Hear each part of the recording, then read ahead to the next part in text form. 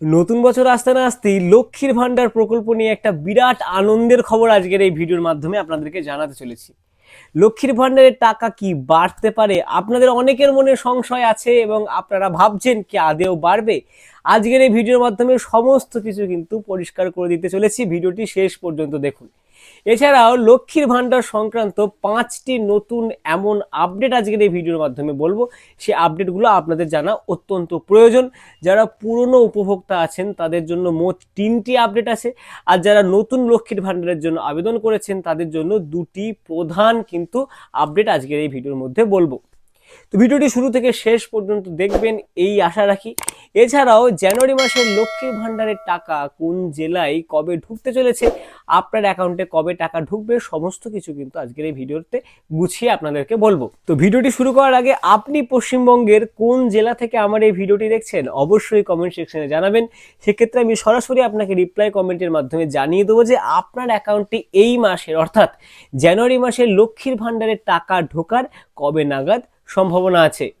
শুধু সুপ্রিয় দর্শক, আমরা সরাসরি অন স্ক্রিনে প্রতিবেদনের মূল পৃষ্ঠায় চলে এসেছি। দেখুন, শুরুতেই বলছে জানুয়ারি মাসে লক্ষ্মীর ভান্ডার প্রকল্প নিয়ে একাধিক গুরুত্বপূর্ণ আপডেট ঘোষণা করেছে পশ্চিমবঙ্গ সরকার। এই আপডেটগুলি যেমন পুরনো সুবিধাভোগীদের জন্য তাৎপর্যপূর্ণ, তেমনি নতুন আবেদনকারীদের কাছেও অত্যন্ত জরুরি। এক্ষেত্রে আপনারা বুঝিয়ে যাচ্ছেন যে আপডেট যেগুলো এসেছে সেগুলো আপনাদের পুরনো যারা লক্ষ্মীর ভান্ডার প্রকল্পের ভাতা পেয়েছেন তাদের জন্য যেমন গুরুত্বপূর্ণ, ঠিক তেমন গুরুত্বপূর্ণ যারা নতুন লক্ষ্মীর ভান্ডারের জন্য আবেদন করেছেন। এরপরে দেখুন, বলছে এর মধ্যে যেমন রয়েছে কিছু খুশির খবর, তেমনি পুরনো সুবিধাভোগীদের একাংশের জন্য রয়েছে দুঃসংবাদ। 2021 সালের সেপ্টেম্বর মাস থেকে রাজ্যের লক্ষ লক্ষ মহিলা নিয়মিত লক্ষ্মীর ভান্ডার প্রকল্পের আর্থিক সহায়তা পেয়ে আসছেন। রাজ্যের মহিলাদের স্বনির্ভর করে তোলার লক্ষ্যে মাননীয় মুখ্যমন্ত্রী মমতা বন্দ্যোপাধ্যায় এই প্রকল্পের সূচনা করেন।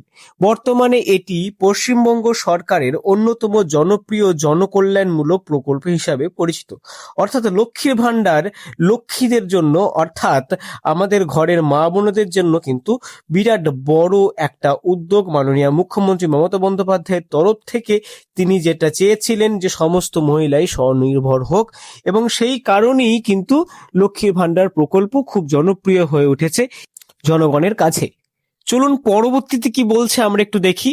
সাম্প্রতিক নির্দেশিকা অনুযায়ী জানুয়ারি মাস থেকে পুরনো সুবিধাভোগীদের মধ্যে যাদের নথি বা যোগ্যতার সমস্যা রয়েছে তাদের একাংশের টাকা সমসাময়িক বন্ধ হতে পারে। বিষয়টি যাচাইয়ের জন্য সংশ্লিষ্টদের প্রয়োজনীয় কাগজপত্র হালনাগাদ রাখার পরামর্শ দিয়েছে প্রশাসন। অর্থাৎ আপনাদের মধ্যে যাদের নথি বা যোগ্যতার সমস্যা রয়েছে লক্ষ্মীর ভান্ডার প্রকল্প পাওয়ার, তারা একটু আপনাদের ডকুমেন্টগুলো অবশ্যই যাচাই করে নেবেন। যদি যাচাই করে না নেন, যদি পরবর্তীতে অসুবিধা হয়, সেক্ষেত্রে কিন্তু আপনার লক্ষ্মীর ভান্ডারের টাকা বন্ধ হয়ে যাওয়ার আশঙ্কা এই জানুয়ারি মাস থেকেই। তবে এর পাশাপাশি রয়েছে একাধিক ইতিবাচক খবর।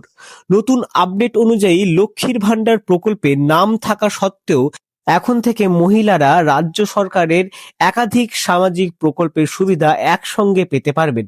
ফলে আর্থিক সহায়তার পরিধি আরও বাড়ছে। এছাড়াও সাম্প্রতিক দুয়ারে সরকার ক্যাম্পের মাধ্যমে যারা নতুন করে লক্ষ্মীর ভান্ডার প্রকল্পে নাম নথিভুক্ত করেছেন তারাও জানুয়ারি মাস থেকে নিয়মিত অর্থ পেতে শুরু করবেন বলে জানানো হয়েছে সরাসরি প্রশাসন সূত্রে। সবচেয়ে উল্লেখযোগ্য ঘোষণা হলো, এই প্রকল্পের সঙ্গে যুক্ত কোনো মহিলার বয়স যদি 60 বছর পূর্ণ হয়ে থাকে তাহলে তিনি প্রতি মাসে 1000 টাকা করে আর্থিক সহায়তা পাবেন। এতে প্রবীণ মহিলাদের আর্থিক সুরক্ষা আরো মজবুত বলে মনে করা হচ্ছে। সব মিলিয়ে জানুয়ারি মাস থেকে লক্ষ্মীর ভান্ডার প্রকল্পে একদিকে যেমন কড়াকড়ি নজরদারি শুরু হয়েছে, তেমনি প্রকৃত যোগ্য ও নতুন সুবিধাভোগীদের জন্য খুলেছে নতুন সুযোগের দরজা। তো এই ছিল আজকের ভিডিওটি ভালো লাগলে অবশ্যই লাইক করুন, বেশি বেশি করে শেয়ার করুন। চ্যানেলে নতুন হয়ে থাকলে চ্যানেলটিকে অবশ্যই সাবস্ক্রাইব করুন পরবর্তীতে লক্ষ্মীর ভান্ডার বা যে কোনো সরকারি প্রকল্পের আপডেট সবার আগে আপনার ফোনে পাওয়ার জন্য। ততদিন পর্যন্ত ভালো থাকুন, সুস্থ থাকুন।